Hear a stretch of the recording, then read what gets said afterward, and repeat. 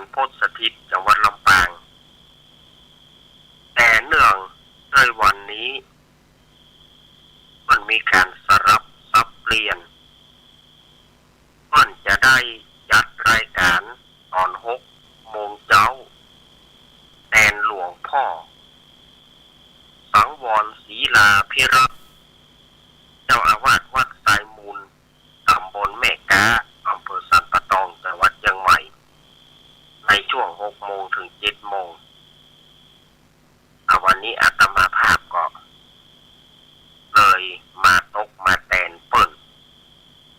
วันนี้นะได้มาแตนเปิ้นคือสลับเวลาเอาเพื่อเปิ้นตอนเจ้าเอาก็ฮับเจ้ามืดใกล้แจ้งเขาก็จะมีโอกาสได้อู้ได้จากันวันนี้อาตมาอยู่ไปจนถึง6 โมงเนอะแบ่งออกเป็น3 ช่วงช่วงตามรายการก็จะอยู่ได้ถึง6 โมงเช้าวันนี้เพราะว่าจะได้แทนครูบาอาจารย์ช่วงตี 5 ถึง 6 โมงแต่ชั่วโมงหนึ่งพอถึงช่วง6 โมงก็จะเป็นรายการของท่านอาจารย์มหาสมชาติชาตะปัญโยเพิ่นจะได้มาอู้มาจามีการสลับสับเปลี่ยนกันเล็กน้อยรายการนี้ก็จะออกอากาศทางสถานีวิทยุต่างๆเช่นว่าสถานีวิทยุคลื่นพระพุทธศาสนาการศึกษาและวัฒนธรรม 104.50 วัดไฝหินตำบลสุเทพอำเภอเมืองจังหวัดเชียงใหม่โดยเมตตาธรรมของท่านอาจารย์ท่านพระครูสมุวิสุวัฒน์วรกิจโจสถานีวิทยุวัดพระบาทอุดมน้ำบ่อสาวา 100.25 เมกะเฮิรตซ์อำเภอฝางจังหวัดเชียงใหม่โดยเมตตาธรรมของพระเดชพระคุณหลวงพ่อสุจิตานุรักษ์ดร.ตุปิสุเทพสถานีวิทยุห้วยตองซักเรดิโอตั้งอยู่วัดห้วยตองซักตำบลกวงเปาอำเภอจอมทองจังหวัดเชียงใหม่ 98.75 เมกะเฮิรตซ์โดยเมตตาธรรมของหลวงพ่อวาปีวรมานิชและท่านอาจารย์ชวริตชยวังโสสถานีวิทยุมนเสียงธรรม 106.25 เมกะเฮิรตซ์ตั้งอยู่วัดอุปารามตำบลจ้างเครื่องอำเภอแม่แจ่มจังหวัดเชียงใหม่สถานีวิทยุชุมชนคนเหนือเขื่อนบ้านดงดำอำเภอฮอดจังหวัดเชียงใหม่สถานีวิทยุบ้านทุ่งเรดิโอ 89.50 เมกะเฮิรตซ์โดยการถวายเวลาของพ่ออุดมแม่เทียมวันพุทธวงศ์สถานีวิทยุแดนดินล้านนาบ้านโฮงงัวอำเภอสันปะตองจังหวัดเชียงใหม่โดยการ ถวายเวลาของคุณโยมรุจิสมบัติเงาคำสถานีวิทยุแม่วางเรดิโออำเภอแม่วางสถานีวิทยุบ้านแป้นเรดิโอบ้านแป้นอำเภอเมืองจังหวัดลำพูนสถานีวิทยุสีคำเรดิโอจังหวัดน่านสถานีวิทยุชุมชนคนเมืองลี้อำเภอลี้จังหวัดลำพูนสถานีวิทยุเรดิโอเน็ตเวิร์กทั้ง2 คลื่นของจังหวัดลำปางและสถานีวิทยุวิทยาลัยสงฆ์นครลำปาง 106.50 วัดบุญยวาสวิหารนี่ก็คือสถานีวิทยุต่างๆที่เปิดรับสัญญาณในเต้านี้มาปะเป็นวันจันทร์วันนี้เป็นวันจันทร์ที่30เป็นวันจันทร์ที่30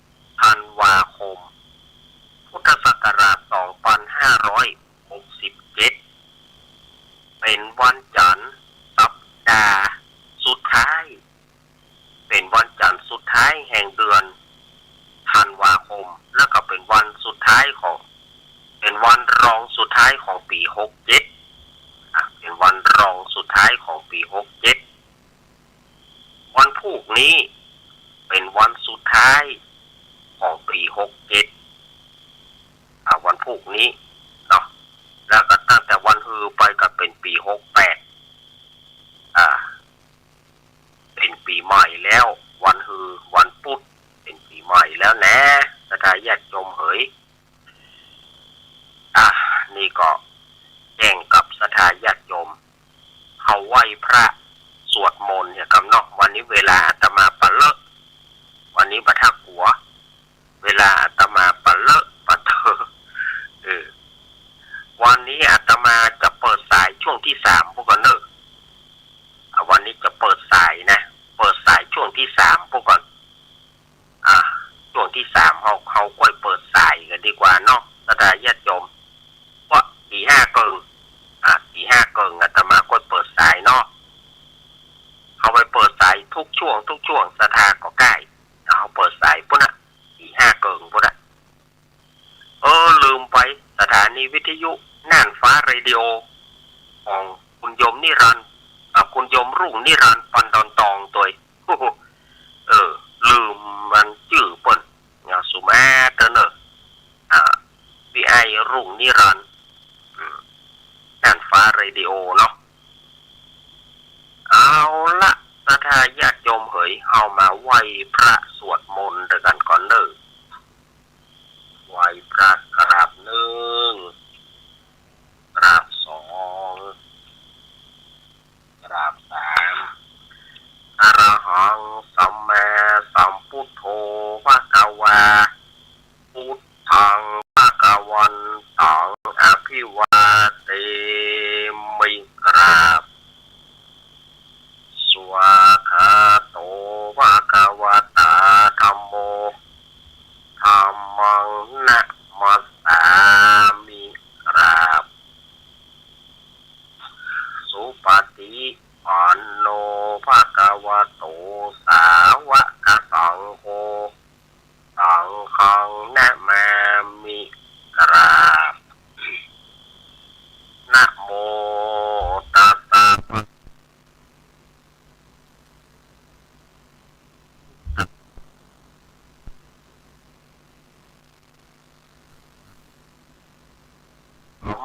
สัมพุทธัสสะนะโมตัสสะภะคะวะโตอะระหะโตสัมมาสัมพุทธัสสะอิติปิโสภะคะวะอะระหังสัมมาสัมพุทโธวิจาจารณะสัมปันโนสุขโตโรกาวิโตอนุตตโรปุริสธรรมสารติสัทธาเทวมนุสสานังพุทโธภควติสวากาโตภควตาธัมโม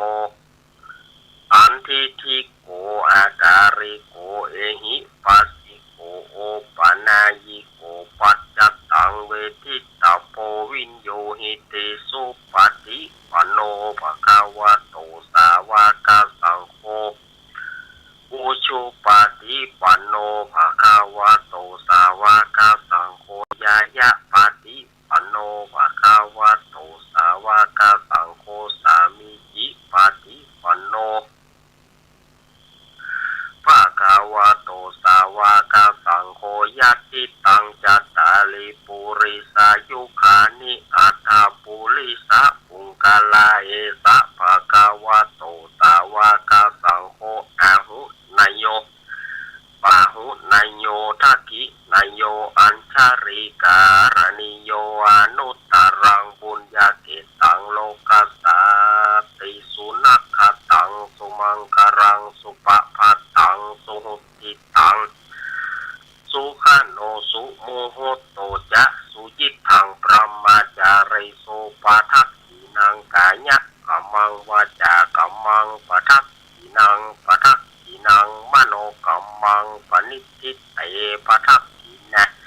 ปะทักขินานิกัตตัวนะระพันตัเทปะทักขิเนอโรกายาปารมาราภาสันทุติปารมังทานังวิสาสังปารมายา ตินิปานัง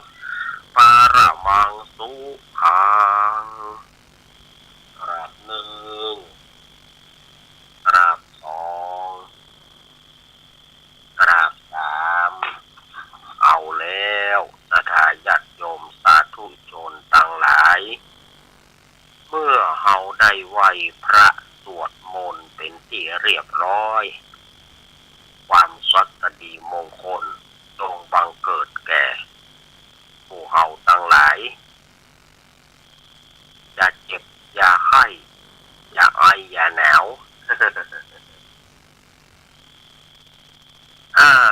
บรรยากาศก็ขึ้นลงศรัทธาญาติโยมเดี๋ยวก็ร้อนเดี๋ยวก็หนาวศรัทธาญาติโยมจะต้องอย่าได้ประมาทลาสาวันนี้มันบ่หนาววันพุธมันอาจจะหนาวเพราะว่าหน้าหนาวเนี่ยเขาตึงรู้อยู่ว่าอุณหภูมิมันขึ้นลงศรัทธาญาติโยมก็ต้องระมัดระวังเกี่ยวกับสุขภาพร่างกายของคนเฮาผู้คนเนาะก่อนอื่นนั้นอาตมาก็ขอแจ้งข่าวประชาสัมพันธ์กับศรัทธาญาติโยมได้รับรู้รับทราบวันพรุ่งนี้ถือได้ว่าเป็นวันที่ศรัทธาญาติโยมรอคอยกันนักกันหนาวันที่31ธันวาคมเป็นวันสิ้นเดือนและเป็นวันสิ้นปีวันพุธนี้นะ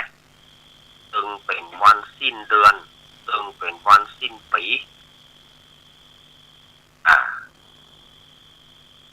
ทางแต่ละวัดแต่ละวาก็จะมีการทำบุญประจำภาคกลางคืนก็คือการสวดมนต์ข้ามปีสร้างบารมีข้ามพศสวดมนต์ข้ามปีสร้างบารมีข้ามพศนี่ตั้งมาเมื่อ 2553 เป็นต้นมาก็สืบมาก็เกือบจะ20 ปีแล้วเนาะก็เกือบจะ20 ปีละศรัทธาญาติโยมว่า 2553 เป็นต้นมานะทางท่านอาจารย์ท่านพระครูอภิวัฒนวิกรม เพิ่นก็ได้ริเริ่มก่อนริเริ่ม ในการสวดมนต์เป็นการวัดจิตวัดใจเป็นการวัดจิตวัดใจว่าระหว่างต่างบ้านกับต่างวัดเนี่ยจะมีคนมาก่อนเปิ่นฮาเฮสังสรรค์เฮฮาปาร์ตี้กันเขาดาวสวัสดีปีใหม่ต่างวัดต่างวาก็มีการสวดมนต์แข่งกับเสียงเครื่องขยายเสียงเครื่องตั้งในบ้าน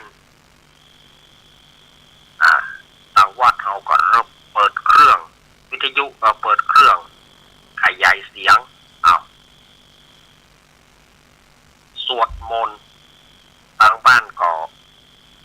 เยี่ยวยาวๆกันมาก็เริ่มกันไปต้นมาก็ปรากฏว่าปีแรกนี่ก็ค่อนข้างว่าต่างวัดนี่จะ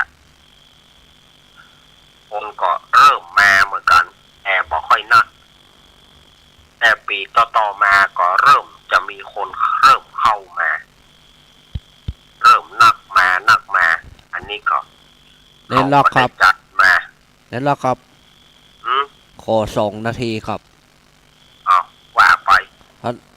ถ้าถอยจากวันที่1นิดอยากมาใส่บัตรเข้าสารอาหารแห้งโดยศรัทธาประตังเจริญกับมาได้นะครับได้ตุ่มก้อยฮิยุมาถึงเนี่ยเนาะโดยศรัทธาประตังเจริญ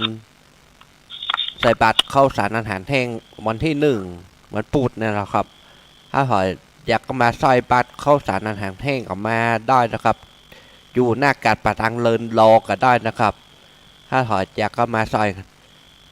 บัตรเข้าสารอาหารแห้งก็เจิญมาได้เลยนะครับที่ยุไปถึงนี่ก็ดีเปิ้นจะเริ่มใส่บัตร6 โมงเดินทางออกจากวัดประทางเลิน6 โมงไปครับถ้าอยากก็ใส่ข้าวสารอาหารแห้งวันที่1ครับมาได้เจิญมาได้เลยนะครับแล้วเริ่มเดินทางออก6 โมงจากวัดประทางเลินไปหน้ากาดประทางเลิน6 โมงไปครับครับขอบคุณครับในหมนเน้นลักต่อได้เลยครับเน้นลักครับจบแล้วครับในหมุนได้เลยครับ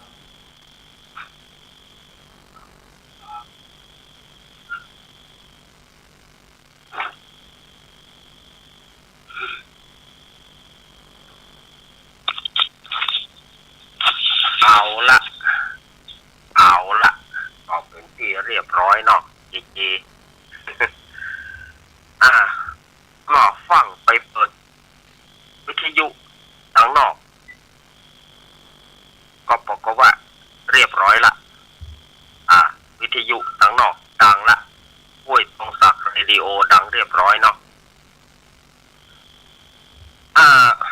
อันนี้อู้ถึงตะกี้อู้กันค้างมาสวดมนต์ข้ามปีสร้างบารมีข้ามพศก็เรียกว่าได้รับว่าการตอบรับจากศรัทธาสาธุชนทุกวัดทุกวาก็เริ่มกระตุ้นกันจากวัดหนึ่งกลายเป็น2 วัดต่อไปก็เป็นทุกวัดละก็ยึดหลักของท่านอาจารย์ท่านพระครูอภิวัฒนวิกรมที่ว่าก็เลยมีชื่อนี้ขึ้นมาว่าสวดมนต์ข้ามปีสร้างบารมีข้ามพศต่อไปนั้นก็มายุดกันตรงที่ปี63ปี64กับ65กันเนาะปี63นี่มันตอนปีใหม่มันก็ยังดีอยู่แต่เฮาไปยุดกันใน64 65กับ65เนื่องจากสถานการณ์โควิดมันเริ่มมาเดือนกุมภาพันธ์ปี63ฉะนั้นเฮาก็ได้หยุดกันมาประมาณ2 ปี64กับ65เฮามาเริ่มทำกรรมก็คือ66ปีที่แล้วก็มาถึงปีที่นี้เฮาก็มาเริ่มกันใหม่แล้วก็ปีแล้วกับปีนี้เฮามาเริ่มกันแถมมาเริ่มทำกันแถมศรัทธาญาติโยมฉะนั้นวัดทุกวัดก็จะมีการสวดมนต์ข้ามปีสร้างบารมีข้ามพศวัดอาตมาภาพก็จะมีเหมือนกันวัดอาตมาภาพก็วันอังคารนี้31เริ่มตั้งแต่6 โมงมีการแลกของขวัญตัวอย่างตัวมีการจับรางวัลมีการแลกของขวัญตัวฉะนั้นก็ศรัทธาญาติโยมก็จะไปลืมแต่ละวัดแต่ละวาก็ไปร่วมกับสวดมนต์เนาะมันดีกว่าที่เราจะไปกินเหล้าดีกว่าที่เราจะไปเฮฮาปาร์ตี้ดีกว่าที่เราจะไป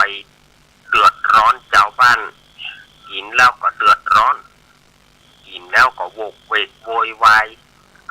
ปุ๊บหูตีตากันก็สร้างความอัปยศอดสูกับศรัทธาพ่อแม่พี่น้องฉะนั้นเราทำสิ่งที่ดีก็พอละ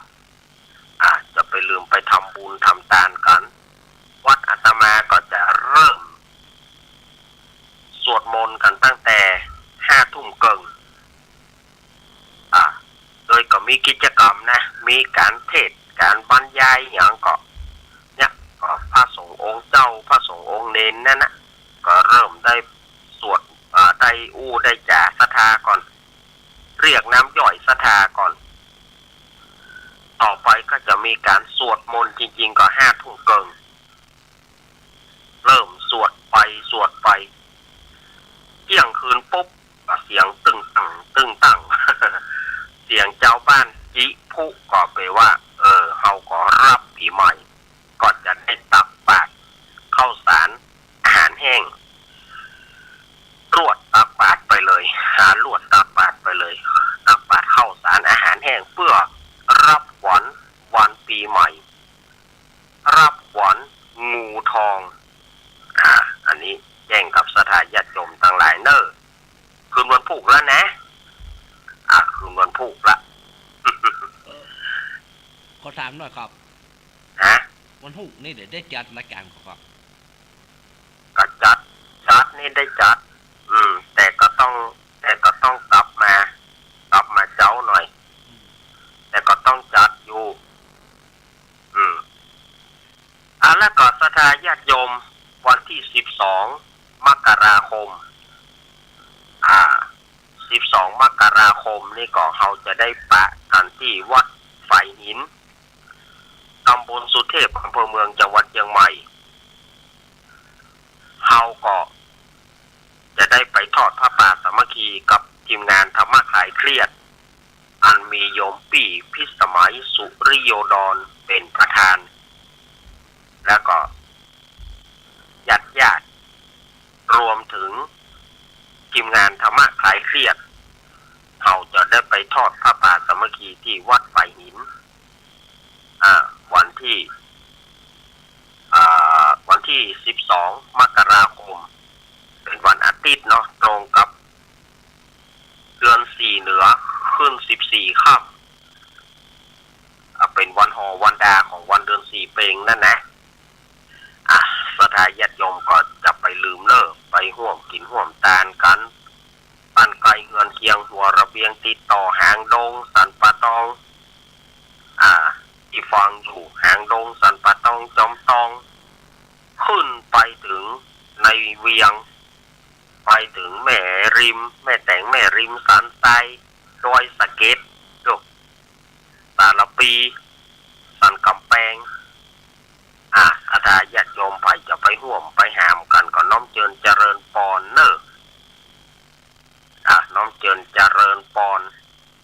แล้วก็เปิ้นมีละอ่อนเปิ้นจะได้มาทำกิจกรรมที่หั่นตัวยทีนี้ก็อาตมาก็มาคิดว่าควรที่จะมีอย่างติดไม้ติดมือฝากละอ่อนพ่องแจกละอ่อนพ่องอาตมาก็เลยขอเมตตาธรรมจากญาติโยมขอเมตตาจากญาติโยมว่าห้างร้านใดหรือว่าสถาญาติโยมท่านไหนอยากจะบริจาคเช่นว่าลูกโป่งลูกอมขนมเคี้ยวหรือว่าสมุดดินสอของเล่นต่างๆก็ดีอยากจะบริจาคคือกับเด็กๆละเอกละอ่อนถ้าโซนใต้ก็แจ้งอาตมาได้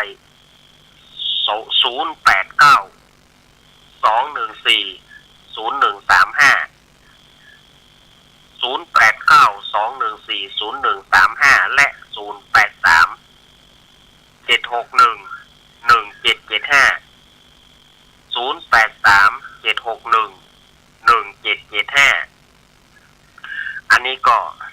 แจ้งกับอาตมาได้ถ้าว่าท่านที่พอจะมาหาอาตมาได้บอกมานำมาให้อาตมาเพ่แล้วก็เขียนชื่อโยมไปเนอะเขียนชื่อโยมถ้าใส่กล่องก็เขียนชื่อโยมติดกล่องติดรางฮะว่าโยมท่านนี้เนอะได้ถวายลูกโป่ง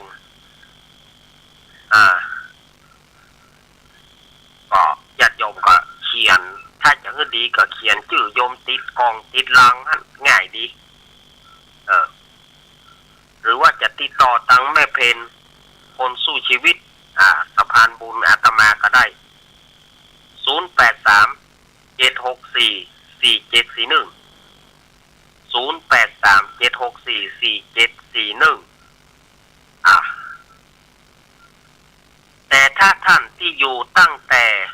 สันปะตองหางดงสันปะตองหางดงขึ้นไปท่านที่ ที่อยู่สันป่าตองหางดงขึ้นไปจนถึงในเวียงจนถึงแม่แตงแม่ริมสันทรายสันกำแพงดอยสะเก็ดก็ถ้าท่านสะดวกก็เอามามอบในงานเลยเอามาแจกเพื่อละอ่อนในงานเลย อันนี้เฉพาะอันนี้สายเหนือถ้าสายโดยรอมาหาอาตมาเนี่ยก็เอาไปไว้ที่สถานีนะอันนี้โซนของดอยหล่อโซนของอำเภอดอยหล่อเนี่ยเอาไปไว้ที่สถานีวัดปากตังเจริญแล้วก็เขียนว่าของไผ่เขียนชื่อไว้พอถึงวันอังคารอาตมาก็เข้าไปรับวันอังคารอาตมาก็เข้าไปถ้าว่ามันมีอาตมาก็เอามาแล้วก็จะนำไปแจกกับละอ่อนอันนี้โซนดอยหล่อนะโซนดอยหล่อจอมตองโซนดอยหล่อจอมตองโซนดอยหล่อจอมตองนี่ก็มาหาอาตมาเนี่ยก็เอาไปที่สถานีวิทยุที่วัดปากตังเจริญเอาฝากเจไว้ถ้าโยมกลัวว่าปัดได้ฮับเขียนชื่อว่าท่านเลยมันต้องมีชื่อของโยมแล้วก็เจก็จะได้มามอบเพื่ออาตมากำนึ่งอันนี้จอมตองกับดอยหล่อก็มาที่วัดปากตังเจริญแต่เขียนให้เรียบร้อยนะเขียนวงเล็บที่มุมซองให้เรียบร้อยญาติโยมบริจาคอย่างก็ระบุของสิ่งนั้นตัวจะว่าลูกโป่งเท่าใดขนมเท่าใดขนมเท่าใดอย่างเท่าใดก็ระบุชื่อไปเพื่อละเอียดส่วนว่าโซนเวียงหนองล่องบ้านโฮงเวียงหนองล่องบ้านโฮงที่รัศมีที่แม่เพนจะไปห้าบได้อันนี้ก็แจ้งกับแม่เพนถ้าว่ารัศมีบักไก่ก็เปิ้นจะไปห้าบแต่ถ้าว่ารัศมีมันไกลเกินก็เอามาหมอบเพื่อแม่เพนนั่นถึงเวลาแม่เพนก็จะมาเอามาหมอบเพื่ออาตมาจะห้าบไปจนถึง11อาตมาจะห้าบไปถึงวันที่11มกราคมและวันที่12อาตมาก็จะได้นำไปมอบไปแจกขึ้นละอ่อนอันนี้ก็แจ้งกับสถาญาติโยมตามนี้นะแล้วก็งานวัดอาตมาภาพ31มีนาคมและก็1เมษายนอันนี้ก็จะมีงานประเพณีส่งน้ำพระธาตุประจำปีขึ้นณวัดสันเมืองตำบลหนองล่องอำเภอเวียงหนองล่องจังหวัดลำพูนในระหว่างวันที่31มีนาคมแล้วก็1เมษายน68สถาญาติโยมก็มาร่วมกินร่วมทานกันเนอะส่วนว่าปอยหลวง5-6-7 ธันวา68อันนี้ก็แจ้งกับสถาญาติโยมอย่างนี้เบื้องต้นเนาะสถาญาติโยมสาธุชนคนดีเฮาปีใหม่แล้วสถาญาติโยมก็ควรดีทำอย่างที่เป็นประโยชน์กับเฮาสิ่งไหนที่เฮาเคยบดีสิ่งไหนการประพฤติปฏิบัติของเฮาก็ดีมันบกพร่องไปเมื่อมันบกพร่องไปก็ทำให้จิตใจของศรัทธาญาติโยมอาจจะขุ่นมัวอาจจะได้พิษได้เถียงกันพ่องอย่างพ่องทำให้จิตใจมันขุ่นมัวไปปีใหม่เฮาก็เริ่มต้นใหม่สิ่งไหนที่บดีเฮาก็บัดน่าเอาละเฮาก็พยายามเอาสิ่งที่ดีก็แล้วกันในปีใหม่นี้อาตมาในฐานะเจ้าหน้าที่ของสถานีวิทยุมวลชนคลื่นสีขาวเพื่อชาวประชาอาตมาขอส่งความสุขขอส่งความปรารถนาดีอันจากใจอาตมานี้สู่ ศรัทธาญาติโยมทุกพื้นที่ที่สามารถเข้าฟังอาตมาได้ขออำนวยอวยพรเพื่อศรัทธาญาติโยมทุกโศกโรคภัยจงหนีไปสิ่งที่ดีงามจงเข้ามาให้หนีดีมาให้หนีดีมาให้หนีดีมาศรัทธาญาติโยมอยู่ดีกินลำทุกโศกโรคภัยอันใดจงคลากลาดหนีไปเสียไกลเพื่อศรัทธาญาติโยมมีความสุขความเจริญทุกผู้ทุกคนเพราะว่าท่านจะฟังทางวิทยุเพราะว่าจะฟังทางอินเทอร์เน็ตเพราะว่าจะฟังทาง YouTube YouTube ของวัดไฝหิน YouTube ของวัดไฝหินเนี่ยศรัทธาญาติโยมก็สามารถฟังย้อนหลังได้กดไปวัดไฝหิน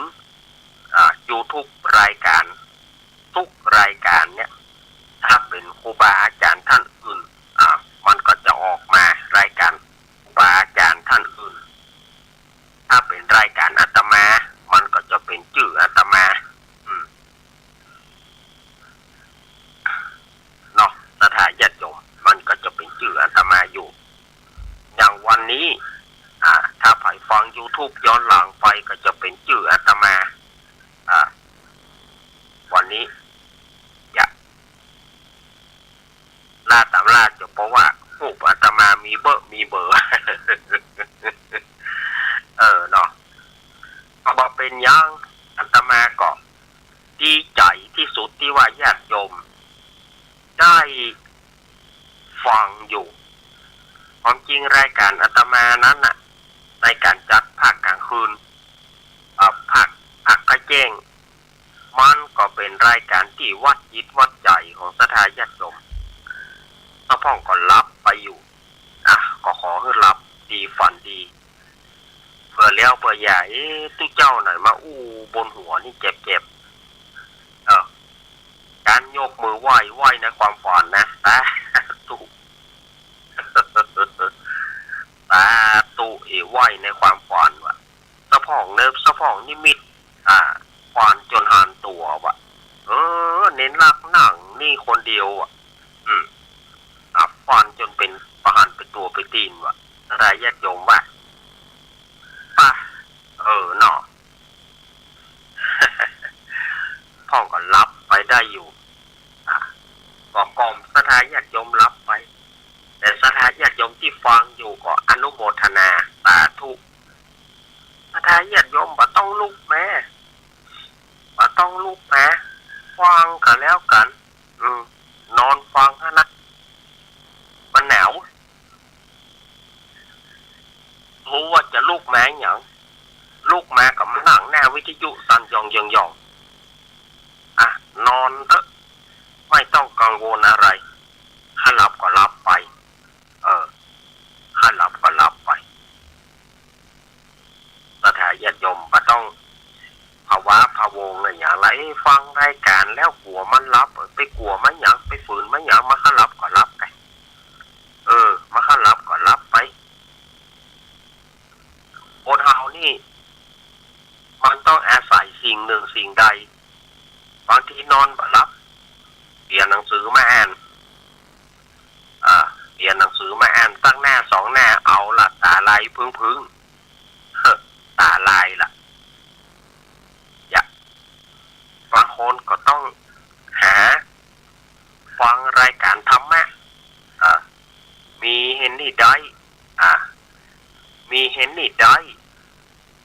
เปิดไปรายการธรรมะของครูบาอาจารย์บางคนก็ใส่เมมโมรี่บางคนก็ฟังทาง YouTube ฟังได้เลยฟังไปหลับไปฝันไปตะพ่องก็เปิดฟังวิทยุครูบาอาจารย์จัดที่3ครูบาอาจารย์จัดที่3ก็ฟังไปหลับไปมันเป็นการกล่อมเหมือนกันมันเป็นการกล่อมให้หลับกล่อมให้นอนเหมือนกันดีละแล้วก็ศรัทธ ธาญาติโยมวันพวกนี้ก็เกียมตัวกันไหว้พระนกธรรมไปสวดมนต์กันอันนี้คือปีใหม่วันขึ้นต้นปีใหม่ของเราแล้วปีใหม่ของเราแท้ๆมันจะไฮไลท์ของปีใหม่ไทยแท้ๆเนี่ยมันก็คือสงกรานต์สงกรานต์นั่นถือว่าเป็นปีใหม่เมืองปีใหม่ที่โบราณกาลถือเป็นปีใหม่ของเมืองเหนือล้านนาหรือว่าปีใหม่ของไทยแท้ๆแต่มันถูกลบเลือนไปนักอาตมาว่ามันถูกลบเลือนไปนักมันถูกลบเลือนไปมันถูกกลืนจากวัฒนธรรมตะวันตกหรือว่าอารยธรรมตะวันตกปีใหม่สากลเนี่ยมันดึงดูดไปแล้วมันดึงดูดไปแล้วก็ปีใหม่เมืองเฮาเนี่ยคนเฮาก็จะหลงลืมกันไปเพราะให้จะรู้กันในด้านของปีใหม่เมืองฉะนั้นอาตมาภาพขอว่าศรัทธาญาติโยมใหม่เฮาเอาเก่าเฮาบละใหม่เฮาเอาเก่าเฮาบละขอให้ปีใหม่เมืองมันคงอยู่กับเฮาแต่ประเด็นนี้มันสูญหายไปนักนะศรัทธาญาติโยมเพราะว่าจากการเล่นน้ำเพราะว่าจากการอะไรอย่างต่างๆมันสูญหายไปนักแล้วแต่ถ้าปีใหม่ของไทยปีวันขึ้นปีใหม่สากลนี่โอ้คนเฮานี่ตื่นตัวกันตื่นตัวปีใหม่สากลตื่นตัวกันเต้นแต่ว่าเฮาก็จะไปลืมปีใหม่ดั้งเดิมของเฮาปีใหม่สงกรานต์ถ้าก่อนไผมาเอี่ยวสงกรานต์แล้วต้องประทับใจในมนต์ขลังของเชียงใหม่หรือว่าจังหวัดต่างๆเปิ้นเอามาแต่งเป็นเพลงเฮาเปิดมาเมื่อใดก็มีมนต์ขลังของเสียงเพลงนั้นนะในสมัยก่อนบอกว่าจะเป็นปองปรีดานี่ปองปรีดามาแต่งเพลงเทพีเชียงใหม่เพื่อมาประทับใจในปีใหม่เอานั้นนะมาเอี่ยวสงกรานต์ก็เลยมาติดใจประทับใจในความงามของสมัยก่อนพวกห้องเชียงใหม่ถิ่นไทยงามสมัยก่อนห้องเชียงใหม่ถิ่นไทยงามก็มาแต่งเพลงพอถึงปีใหม่เพลงนี้ก็ดังมาเทพีเชียงใหม่ของปองปรีดาแล้วก็ประเดี๋ยวก็มีคนเอาไปฮ้องแถมเพื่อจะเรียกมนต์ขลังนั้นให้กลับคืนพ่อครูสุรพลสมบัติเจริญมาเอี่ยวป่าซางออกมาในปีใหม่นะมาสงกรานต์นะมาเอี่ยวมาติดใจประทับใจสาวป่าซางก็เลยมาแต่งเพลงป่าซางกับมนต์รักป่าซางอย่างนี้ปองปรีดาก็แต่งป้องเหมือนกันชื่อป่าซางเหมือนกันแต่คนละเนื้อคนละทำนองอันนี้พ่อครูสุรพลนี่จะไปทุกสถานที่ในเชียงใหม่เปิ้นก็มีเพลงของเปิ้นเกี่ยวกับเชียงใหม่อย่างคนใต้ใจซื่อก็ดี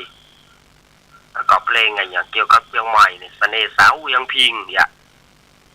ก็มาเปิ้นก็มาเอี่ยวปีใหม่นั่นน่ะเอี่ยวปีใหม่แล้วเปิ้นก็มาประทับใจเปิ้นก็มาแต่งวันพะเยาการอย่างการนี่ก็แต่งมาจากมาเอี่ยวสงกรานต์มาเอี่ยวปีใหม่หลายๆท่านนะมาแต่งเพลงเกี่ยวกับเมืองเหนือเฮาถ้ามาเมืองเหนือแต่งเพลงเกี่ยวกับเมืองเหนือเฮาเกี่ยวกับปีใหม่นั่นน่ะจนได้รับความนิยมทั่วกันไปอันนี้คือปีใหม่เมืองเหนือล้านนาเฮาประเด็นนี้มันกำลังจะสูญหายไป มีแหมแล้วฉะนั้นขอให้เขาฟื้นฟูก็ขึ้นมาใหม่เกี่ยวกับปีใหม่ศิลปะวัฒนธรรมต่างๆเพื่อมันยังคงมีอยู่จะไปให้มันสูญหายนี่ก็คู่กับสถานญาติโยมเกี่ยวกับปีใหม่วันห้องปีใหม่ปีหวานสถานญาติโยมแต่ประเดี๋ยวนี้เราจะให้ความสำคัญก็คือปีใหม่ขึ้นต้นปีเนี่ยปีใหม่สากลปีใหม่ต้นปีกันไปนับไปหนาซึ่งแต่ก่อนนี่นะเมื่ออาตมาเขาเป็นละอ่อนแต่เนี่ยปีใหม่ต้นปีเนี่ยเขาจะได้ฟังต่อวิทยุหรือว่าโทรทัศน์ท่านรอบนอกเขาบ่มีสถานญาติโยมรอบนอกเขานี่ไผ่บักป่าเฮฮาปาร์ตี้อย่างวันปีใหม่ยังไปเก็บยายังไปเกี่ยวข้าวอยู่ แต่นะยังไปเกี่ยวข้าวตีข้าวอยู่แต่ก่อนตั้งเอาบ่มีมันมีเมื่อลูนนี่บัดได้ประมาณ2522นี่ขึ้นมาบัดได้มันเริ่มแผ่อิทธิพลมาถึงรอบเจ้าใหม่ละปูนเท่านี้นะมันมีอิทธิพลเมื่อประมาณ2521-22มานี่มันเริ่มแผ่อิทธิพลเข้ามาจนมาถึงบัดเดียวนี้แต่ก่อนแต่นี่บ่มีวันปีใหม่สมัยนั้นอาตมาจำได้ว่ากำว่า2518กับ2519เพิ่นมาทอดผ้าป่าสมัยนั้นนะเพิ่นมาทอดผ้าป่าที่วัดอาตมาเพิ่นมาวันที่1 มกราพอดีเพิ่นมาเตียวตามบ้านเพิ่นบอกว่าปีใหม่ทางนี้ไม่มีเนาะทำไมเขาไม่รื่นเริงปีใหม่กันอาตมาจำได้อยู่นะหมู่สถานที่เพิ่นมาจากกรุงเทพเพิ่นมาแล้วเพิ่นเตียวไปทั่วเนาะ เปิ้นเตียวพับบ้านเนาะเปิ้นเตียวเอี่ยวนะปีใหม่ทางนี้ไม่มีเนาะผิดกับบ้านเราเนี่ยโอ้สนุกสนานจังเลยปีใหม่ทางนี้ทำไมไม่มีพอดีสมัยนั้นบ้านอาตมานี่มีงัวหรอกบ้านอาตมามีงัวมัดอยู่ปืนกระล่างนะเนาะเพราะว่าฝนมันตกได้เอางัวออกแรงสมัยนั้นมันไม่ใช่มีหัวมีหาวอย่างเนาะปืนกระล่างก็โล่งงัวมัดเนี่ยกูอยากจะเลี้ยงวัวว่ะ กูอยากจะเลี้ยงวัวว่ะกูเห็นวัวมีแหมคนหนึ่งระวังเขาเอาปืนส่องนะ ระวังเขาเอาปืนส่องนะสมัยหน้าอาตมาจำได้อยู่ตั้งรอบนอกเขาบอกมีตั้งเกี่ยวกับปีใหม่อย่างอี้เขาจะไปสนใจกันกับปีใหม่เมืองปุ๊บปลูกปลาเต้าไว้ขายปลูกปลาเต้าไว้ขายเอาไว้ซื้อของในปีใหม่เมืองปุ่นสงกรานต์ปุ่นปีใหม่เมืองปุ่นเอาไว้ซื้อของข้าวต้มขนมแป้งข้าวแคบข้าวแตนกันตามเข้ากันสมัยก่อนม่วนศิลปะวัฒนธรรมของตั้งเหนือเฮานี่ประเดี๋ยวนี้เอาถามว่ามันหายไปนักอย่างที่อาตมาว่าแต่ก่อนนี่ปีใหม่เมืองเขาเนี่ยถือว่ามีมนต์ขลังไปแม่กับเยี่ยวปีใหม่กันเปล่าก็ขี่รถทีเพียเยี่ยวสาวรถเครื่องยังมีนะที่เปิดมีรถเครื่องก็มิ่งแต่มันเป็นรถเครื่องฮอนด้าแล้วมันมีแตะหนังอย่างรถถีบเนี่ย มันมีแตะหนังอย่างรถถีบเนี่ยแตะซ้อนอย่างรถถีบเนี่ยสมัยก่อนเนาะรถฮอนด้ามีเหมือนกันนะแล้วก็รถฮิวเติร์นนี่มันถีบมันเป็นรถเครื่องถีบนะเพราะว่ารถเครื่องถีบรถฮิวเติร์น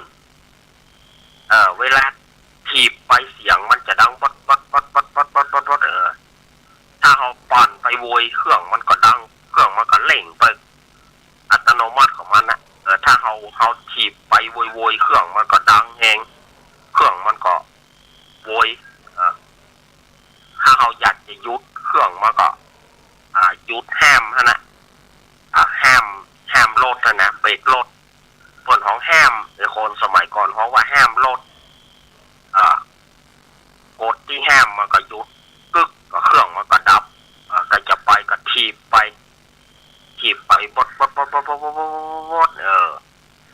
อรถเนี่ยฮิวเติร์นถ้าจำบ่ผิดนะถ้าว่าผิดไปก็ขอสุมาอภัยเนอะแต่อาตมาก็ซื้อของรถฮิวเติร์นนะสมัยก่อนรถเครื่องถีบแต่ก่อนก็มีป้อหมอกิมเลี้ยงที่ต้องโป่งนี่แล้วก็ป้อหมอชยันบ้านโต่งตะลี่นี่ป้อหมอชยันบ้านโต่งตะลี่บ้านกลางโต่งนี่เปิ่นจังขี่มาหาคนไข้เนาะป้อหมอชยันแต่ก่อนอาตมาจะไปนอนป้อหมอครับถ้าว่าจะให้มันเครื่องมันดังอย่างไรเอาก็ใช้ขาปั่นเรหนู ถ้าจะให้มันหยุดถ้าจะให้มันดังอย่างรถเครื่องนี่เหรอเอาก็ปั่นแรงๆสิถ้าจะให้มันหยุดจะให้มันเครื่องมันดับเหรอหยุดสิเบรกสิเบรกเครื่องมันก็ดับสมัยก่อนนะแต่แม่ยังจำได้อยู่นะหมอชยันบ้านกลางโต้งนี่นะเปิ้ลขี่รถนั้นนะรถนิวเติร์นรถนิวเติร์นขี่รถทีเพียเอาปีใหม่กันมีหัวลีเนาะหัวลีหรือว่าเมาส์ออร์แกนนั่นนะหัวลีคนเมืองเขาว่าหัวลีลมเป่าไปตัวตะพ่องก็มีสล้อทำเมื่อคืนก็ส่วนมากปัจจัยรถถีบกับเตียวใจสล้อสีหยอกสาวเขาก็จ้างสีนะสีสล้อสาวงามแต่ใจหยอกใจเกี่ยวสาวใจสล้อนั่นนะสาวกินข้าวกับยังเนี่ยเขาสีได้แบบเอาสีมันแบบมันอู้เอากินข้าวกับยังอีน้องจื่อยังเนี่ยมันใจสล้อในสีนะเขาตุ้มโป้มันม่วนนะสถานญาติโยมโอนที่มีซึงก็ดิดซึงไปเหี่ยวสาวดิดซึงไปตัวเดียวกันเป็นหมู่เป็นจุ้มภาคหลังนี้ออกมาได้เอาอย่างไปเพราะว่ามีรถเครื่องมีรถถีบจากรถถีบก็เป็นรถเครื่องสถานญาติโยมว่าคนตะกอนไปเหี่ยวปีใหม่เหี่ยวน้ำตกแม่กลางสถานญาติโยมไปเหี่ยวน้ำตกแม่กลางเอาสาวซ้อนรถถีบละเล่นั่นนะรถถีบโค้งย่งนั่นนะเอาสาวซ้อนรถถีบสถานญาติโยมว่า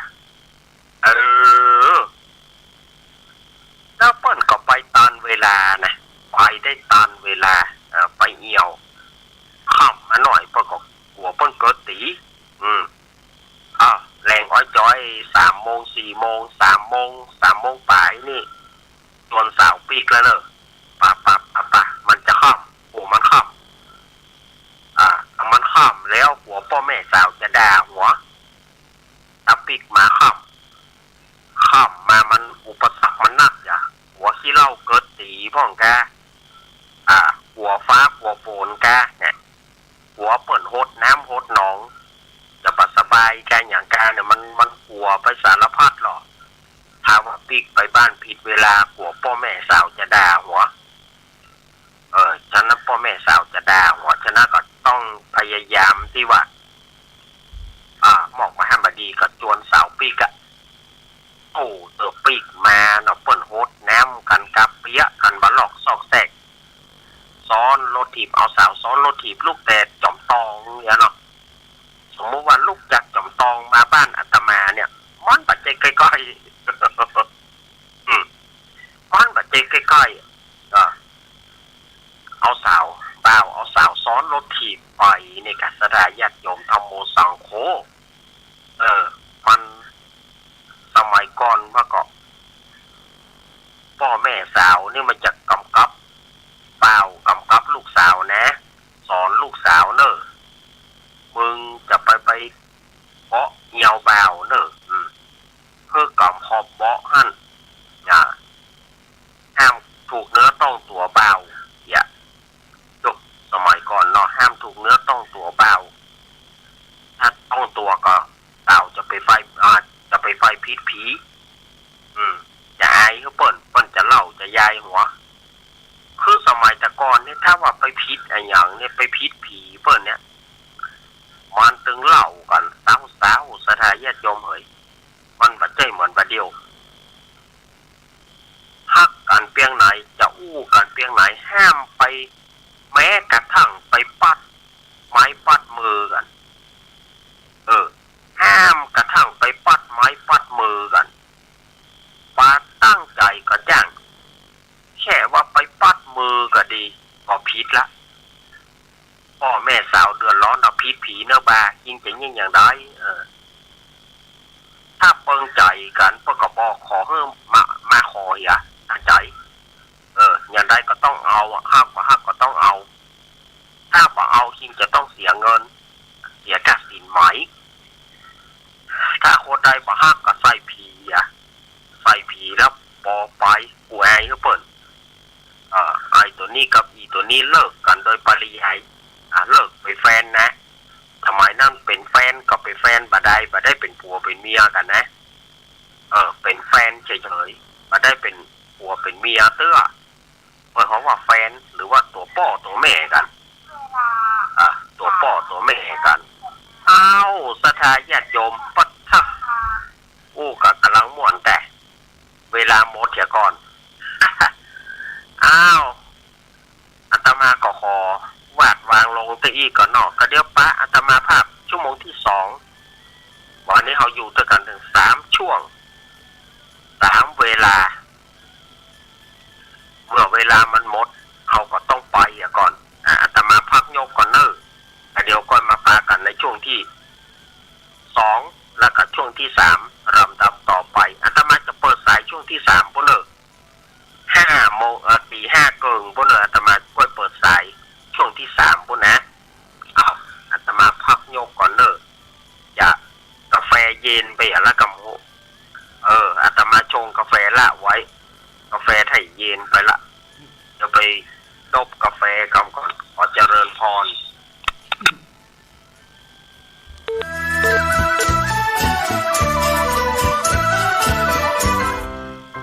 น้องๆหน้าหนาวนี้ไปแอวเหนือเฮาพักที่นี่บ่รีสอร์ทนี้ดีขนาดมีเครื่องทำน้ำอุ่นระบบแก๊สเอาไว้ให้พร้อม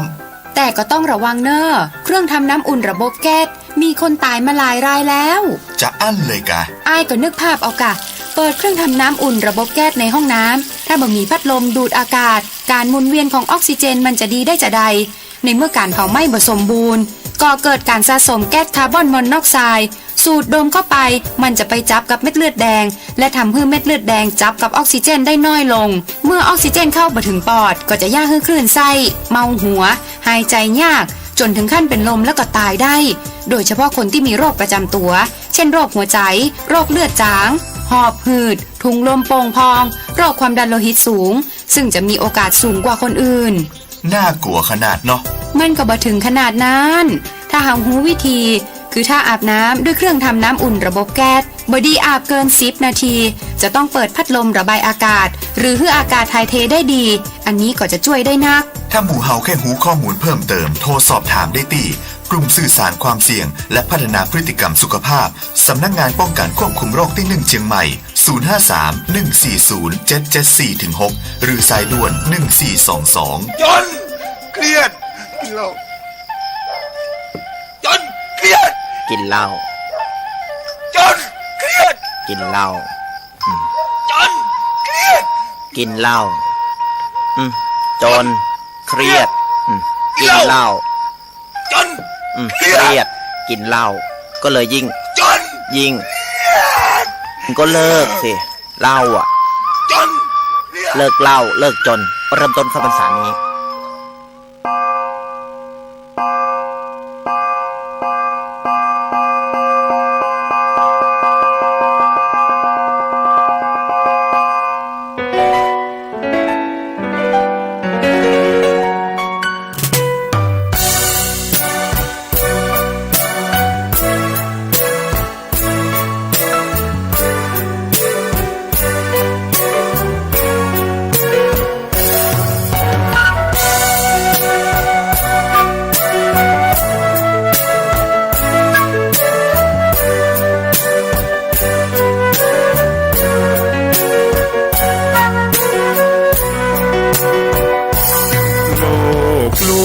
ชวนให้คิดอนิจจังทุกสิ่งไม่ยั่งยืนจีรังย่อมผุพังตามกาลเวลาจะฝืนให้ยั่งยืนจนสิ้นโลกาอย่าได้หวังดังปรารถนาองค์พระพุทธาท่านตรัสสอนไว้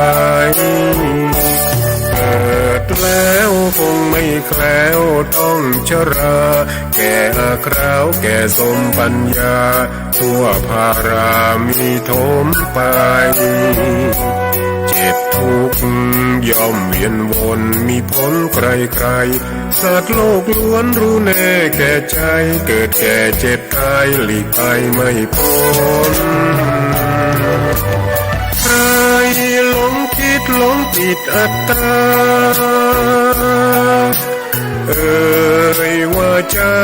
แจ้งกำมลแม้นใครปลงได้คงสุขล้นชีวิตมีมองมนเกิดมาเป็นคนสมบูรณ์ดับหายเพียงร่างกายไว้ชีวา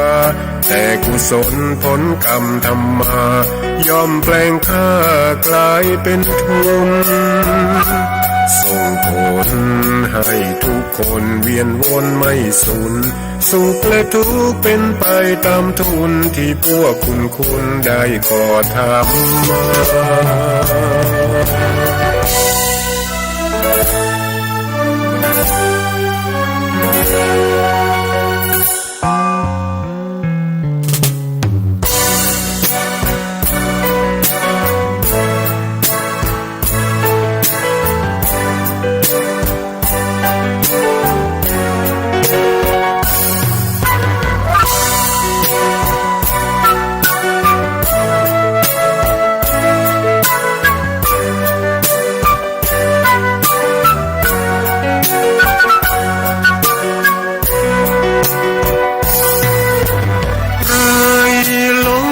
หลงผิดอัตตา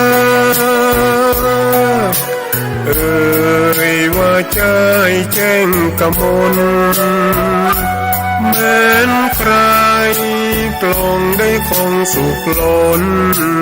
ชีวิตมีมองมนเกิดมาเป็นคนสมบูรณ์ดับหายเพียงร่างกายไว้ชีวา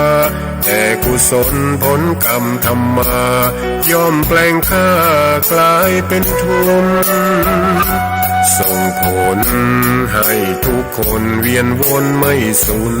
สุขและทุกข์เป็นไปตามทุนที่พวกคุณได้ก่อทำมา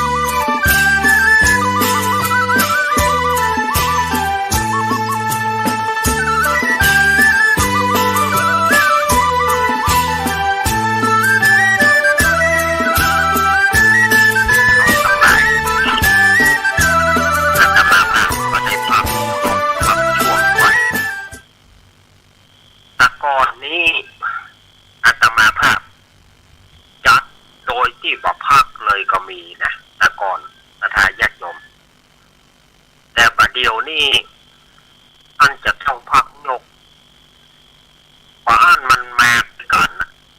โอด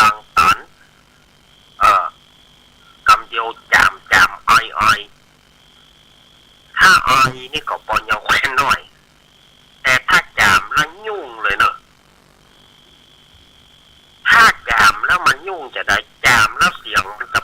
ปาดใจอย่างอี้ล่ะถ้าจามนี่เสียงมันจะเปลี่ยนครับแล้วมันจะบ่ม่วนละฝืดฟัดมันจะบ่ม่วนละ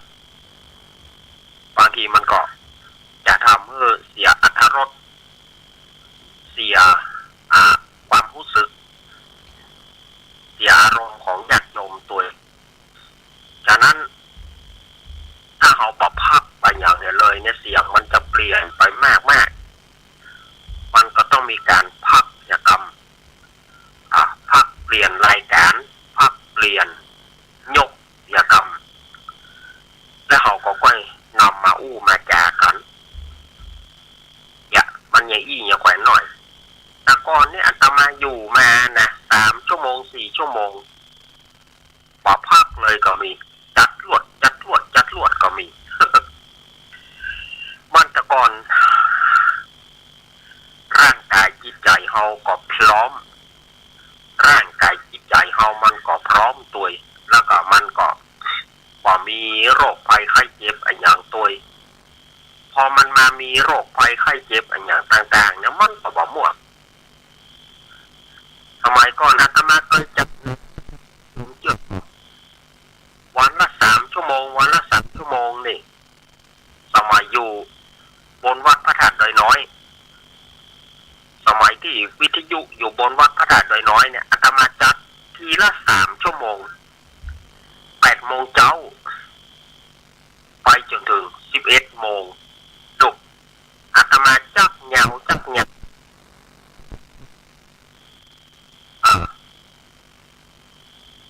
บัดเดียวนี้มันบอกไหวสถานญาติโยมคือพอเราอายุเรานักขึ้นมาร่างกายเรามันก็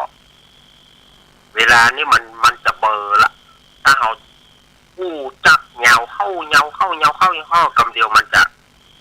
อู้บอกออกละจะติดขัดละฉะนั้นมันต้องมีการพักยกกิจกรรมพักยกเพื่อเอาไปทำธุระส่วนตัวเฮาก็ดีไปฉันกาแฟไปฉันน้ำร้อนเนี่ยหน่อยก็ดีอย่างก็ดีอย่างอันก็อย่างแควนหน่อยได้พักฉันน้ำเนี่ยครับแต่ก่อนนี่บัดได้ฉันน้ำนะแต่ก่อนมันบัดได้ฉันน้ำเพราะว่าถ้าเอาฉันน้ำวิทยุมันก็จะดับแต่ก่อนนี่อาตมามีตัวช่วยอาตมานะคือพ่อครูศรีวัดปันวารีเพราะว่าพ่อครูแกเวลาแกจะอู้เมินอย่าเวลาแกจะอู้เมินเฮามีโอกาสนั้นนะได้ฉันน้ำก่อนตัวช่วยเขามีพ่อครูศรีวัดบัดเดียวนี่เปิ้นก็คงมีอายุแล้วเนาะเปิ้นบัดได้โทรมาเนาะพ่อครูถ้าอย่าได้ก็เติงหาเสมอเนาะพ่อครูเนาะพ่อครูศรีวัดปันวารีแล้วก็พ่อครูเชษฐาปาไร่ด้วยนะบ้านเวียงหนองร่องก็เติงหาเสมอเนาะพ่อครูเนาะอันนี้ก็ผู้ร่วมงานของอาตมาเคยได้ร่วมงานกันตั้งแต่สถานีวิทยุ91เวียงหนองร่องหรือว่าดีแนวเรดิโอมาละบุญทรงกันทวงศ์บุญทรงกันทวงศ์เจ้าหน้าที่ประจำ91แต่ก่อนไปจะได้ห้องหาบุญทรงถ้าได้ฟังก็โทรหากันเพราะเราบุญทรงกันทวงศ์นะก็เติงหาเนอะท่านหัวหน้าสวรรค์กันทบุญปอเลี้ยงเวียงทองพาณิชย์นะปอเลี้ยงเวียงทองพาณิชย์ท่านหัวหน้าสว่างกันทมูลก็เติงหาเสมอเนอะพ่อครูสมบูรณ์พ่อครูสมบูรณ์ตัวเนาะที่เปิ่นเคยจัดเขาได้จัดร่วมกันนะพ่อครูสมบูรณ์ยองจาหนุ่มเวียงกะหลงไปอยู่ตังใดบ่เดียวหนุ่มเวียงกะหลงก็ไปอยู่ตังใดเนาะโทรหากันพ้องเนอะนี่เจ้าหน้าที่เก่าของ91.0 เมกะเฮิรตซ์ได้ร่วมงานกันมาก็เติงหากุคนเนอะ หนุ่มเวียงกะหลงก็ดีบุญทรงก็ดีเนาะก็เติงหากันเนอะก็เติงหากันแล้วก็ลุงอุดเนอะ มชายสุริโยดรบ้านดงหลวงเนลุงอุดอันนี้กับเจ้าหน้าที่ได้ทำงานร่วมกันใน91ลุงอุดสมชายสุริโยดรก็เติงหานะอุดแล้วก็หนุ่มปนอ ไอ้หนุ่มปนอหรือว่าพี่หนานกอบก็เติงหาเสมอเนอะไอ้หนุ่มปนอเนอะถ้าได้เปิดวิทยุให้ฟังนะหนุ่มปนอก็เติงหาเนอะหนุ่มปนออันนี้นี่ก็ผู้ร่วมงานกันใน91สมัยก่อนเนาะได้ร่วมกัน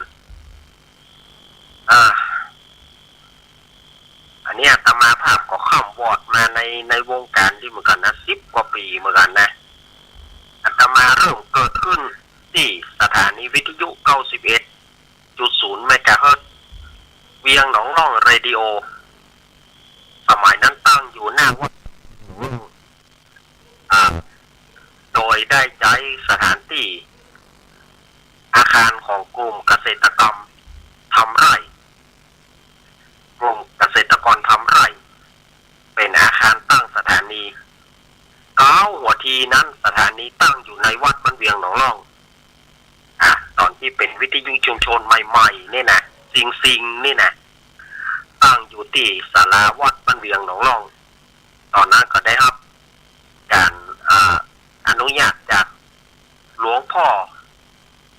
สุปุญญาพิรามหรือว่าตุลุงคำมูลคนได้อนุญาตให้นำสถานีวิทยุไปตั้งในวัดจากนั้นมาทางกลุ่ม